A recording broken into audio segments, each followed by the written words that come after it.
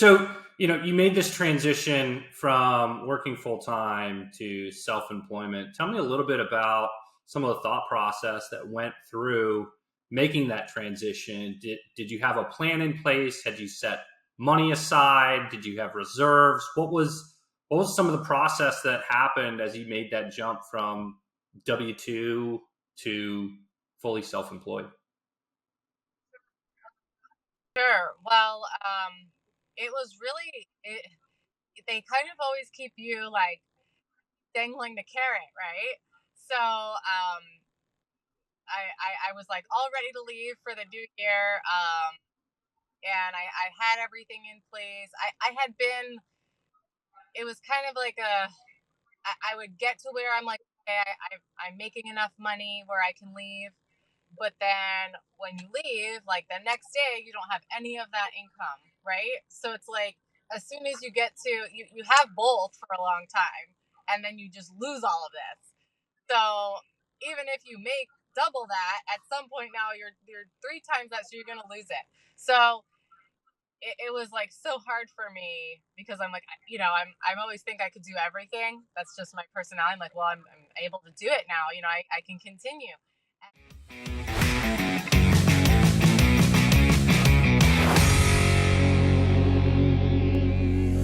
Hey everyone, thanks for joining us today. It's Tyler Gibson with the Orlando podcast. Today I'm joined by Stacey Conte. She's an incredible investor here in the local community. So excited to have her on today. Hey Stacey, thanks for being here. Hi, thank you for having me, Tyler. Thanks for being here. So excited to have you. I know we've tried to do this a couple of times, so it's great that we're finally able to do this. I want to start off by asking you the same thing I ask everyone else. Why is it that you do what you do? So my path was really unique, and I grew up with two parents that took the traditional path, went to college, got a professional job, and worked that same job their entire life. And so that's what I saw. Like I thought that was just the path that I was destined to be on. Like go to college, get a professional job, and um, have a family. And I never really thought outside that box.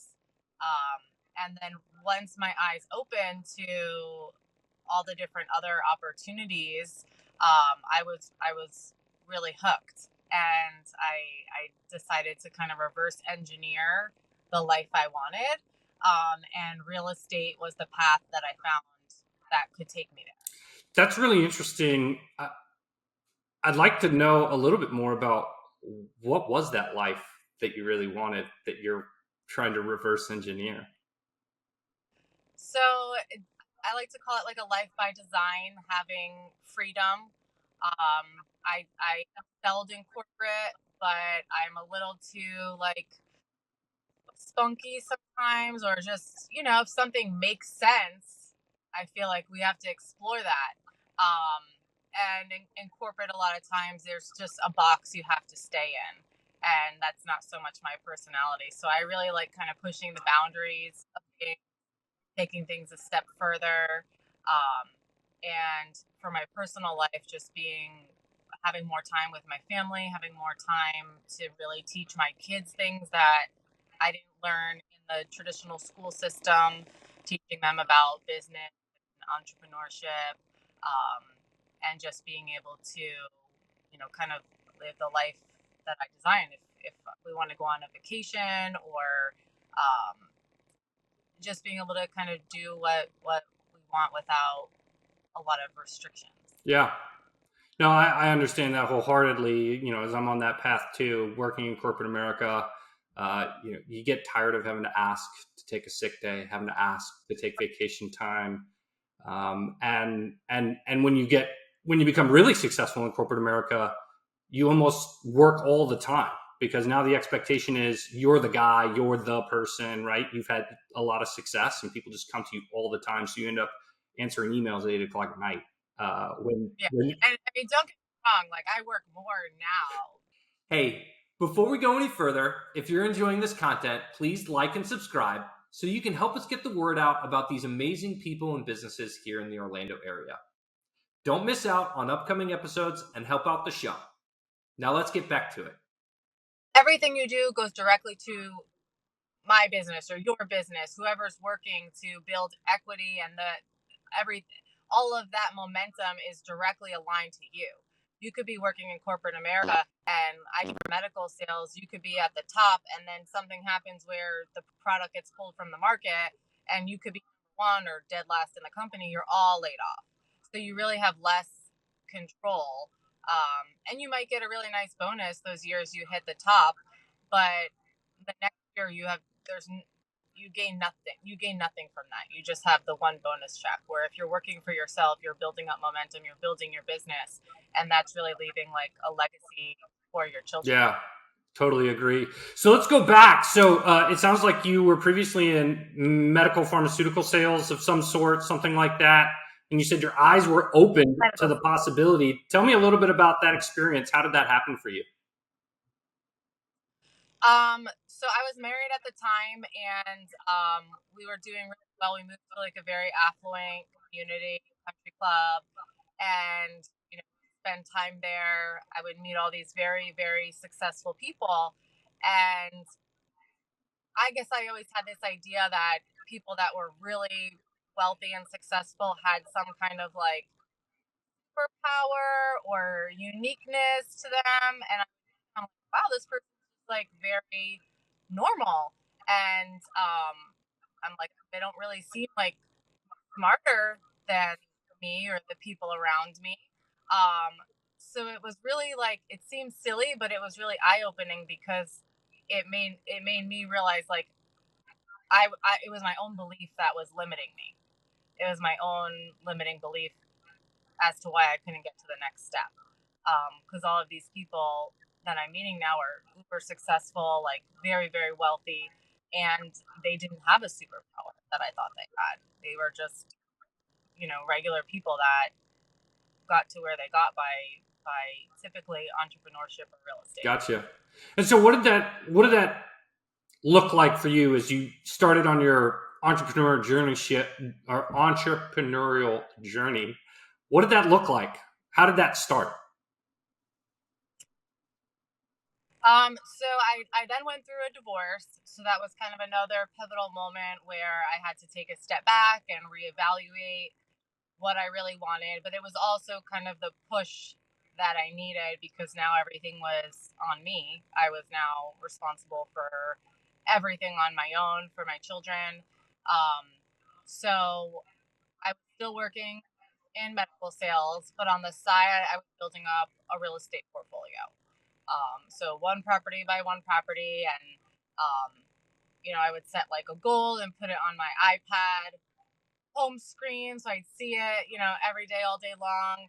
And another example of like limiting belief, the first year I said that I would acquire 3 doors. Like after my divorce, I would add 3 more doors to my portfolio that year. And I ended up adding over 10. Wow. So I was like, again, I was my own, I had these limiting beliefs of just how much I could do and I could do more. Yeah. Um, So and I want to, because this isn't necessarily a real estate show, can you just explain to people what you mean by doors? Okay, sure. So if you buy a single family home, like there's one door, one family that lives there, rents there. If you buy a duplex, you can now rent to 2 families. If you buy a triplex, 3 families, and as you scale up, so one of my purchases was a 10 unit, so a 10 unit apartment complex, Got it. 10 doors. So, there may be other business owners on here that are like, well, that's really interesting. What what would you tell them if they were curious about real estate investing, acquiring doors, whether that be single family or multifamily? What would you suggest they do to start? So I'm a big fan of like listening to podcasts. So listen to different podcasts. My favorite in the real estate space is Bigger Pockets. It's just a wealth of like free knowledge. Read books. There's a ton of I get the book on what's the book on tape one because I'm always driving, so I Audible? always listen to it. Yes, Audible. So kind of just dive into the world and understand the lingo, what you want to look at, connect with a great agent in the area that can help you achieve whatever goal it is that you then write down that you want to achieve. Get with a great lender. Your lender partner is going to be huge in your success. So those are some small steps you could start with. So Yeah. had you were in this nice community, you're meeting these people that were successful, and you're learning no, none of them are smarter than me and have a special talent. How did that translate into getting an interest in real estate, or where did the interest in real estate come from? Everyone that seemed to be very successful was usually tied to real estate, either as their main source of income or their ancillary source of income. But real estate was always a common thread. And I believe it's because you could build generational wealth with real estate, uh, as one arm of real estate, but you can also cash flow. So what my specific goal was to have more time and freedom, so being able to cash flow on a property that, might be hours away, that I don't have to physically be there doing the work, where I'm just involved remote, digitally, seemed like the perfect solution to what I Got it. So did you start asking those successful people about what they were doing and their strategies, or did you just go to the books and podcasts? How did you start to gain that momentum to have that, I don't know, that confidence to go out and start making offers? so I'm just very curious in nature, so I'm always asking questions, just by nature, like that's just what I do because I like to learn. So I did ask a lot of questions. I did a lot of research. I ask a lot of questions on Facebook groups, even just going and looking at what other people ask, reading people's answers and experiences, and really trying to understand the market here in Florida and what's going on, what's different from the rest of the country. And at the time, there was like a small advantage to Florida being a destination for tourism and beaches. But even post COVID, now that's gotten even stronger, which none of us could have predicted. But just with the political setting in the state, it's become more desirable. Gotcha. So People. what did so your first investment was the 10 unit? Is that what I'm understanding from the conversation so far? Because you said your goal in the first year was to acquire 3 doors, but you ended up acquiring 10. So your first unit was a commercial multifamily property? So I had retained 4 properties in the divorce that I went through. So I launched 3 of those properties were long-term rentals. I had to refinance them into my name. Interest rate went up like a point, and I was now not cash flowing with the long-term rents. So I was like, oh, what do I do? I don't want to sell them because I saw the potential in the market. It was new construction. The prices were already going up. And so I turned them into midterm rentals for corporate. There's a FBI training facility not far away. So I was getting these corporate people coming in every couple months. They were paying a nightly rate. So it was great. But then it would come in waves. So they'd come a couple months, it'd be dead a couple months. And the occupancy was killing me, right? I'm like, oh, this property's not making any money this month. So I put it on Airbnb, and this was before Airbnb was like super popular post COVID, and it started booking up really well. So I learned everything by trial and error. There wasn't a lot of like free content out there like there is now, so I just trial and error with everything and kind of design my processes along the way. And then the fourth property, so 3 of them were in that community. The fourth one, I sold and did a 1031 exchange to my second multifamily. But the first one, the first multifamily, the first property I purchased after my divorce on my own was a Wow, 10 unit. that's awesome. So what are you doing today in your business that people should know about? So I've grown a lot. I have a development company with a partner, and it's a sugar and spice development. So we do all multifamily fix and flips. We find really dilapidated, rundown, multi-door properties, and we bring new life into them. They're typically in areas where families really need nice, affordable housing. So we're able to renovate those properties. We place qualified, vetted renters in them, whether it be independently or through a Section 8 program. And then we sell these properties turnkey to investors that want something that's a more passive asset. So we have everything in place, from it being fully renovated, typically some type of security system, and then we have a property management company that we can, um, include with the sale. So it's been a lot of fun, learn a lot, but it's been super successful. And then in my own portfolio, I just completed a 12 key motel renovation on the beach in Daytona. So again, it was a very dilapidated, poorly run building, and I did a huge renovation on the property. And it's now like a very millennial focused motel, very vibrant colors, themed rooms, arcade games, and it's just right across from the water in Daytona. So I have that launching over the next couple weeks. I'm getting the photography, but all the construction's finally done. And then we're working on speaking events. So a lot of teaching, a lot of content around Airbnb, fix and flips, acquiring rental properties. So kind of walking through the process on how we vet deals, how we acquire deals, and then a lot of motivation as well. So for December, for the end of the year, we're doing the first of what we hope to be a large tour where we're bringing in all speakers from different walks of life. We have someone that just came out of prison that's now building a portfolio of real estate assets, and just all focused around real estate, but people from all different um, walks of life, and how real estate is able to Wow. take them to the next level. So Yeah, that is really exciting. You're gonna excited have to tell about me it. when that comes around because I might come swing by as well.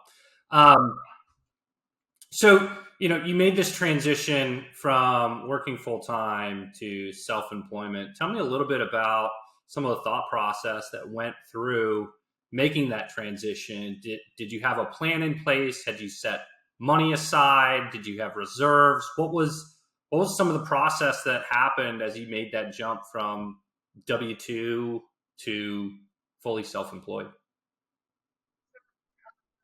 Sure. Well, it was really they kind of always keep you like dangling the carrot, right? So I was like all ready to leave for the new year, and I had everything in place. I had been. It was kind of like I would get to where I'm like, okay, I'm making enough money where I can leave. But then when you leave, like the next day, you don't have any of that income, right? So it's like as soon as you get to you have both for a long time, and then you just lose all of this.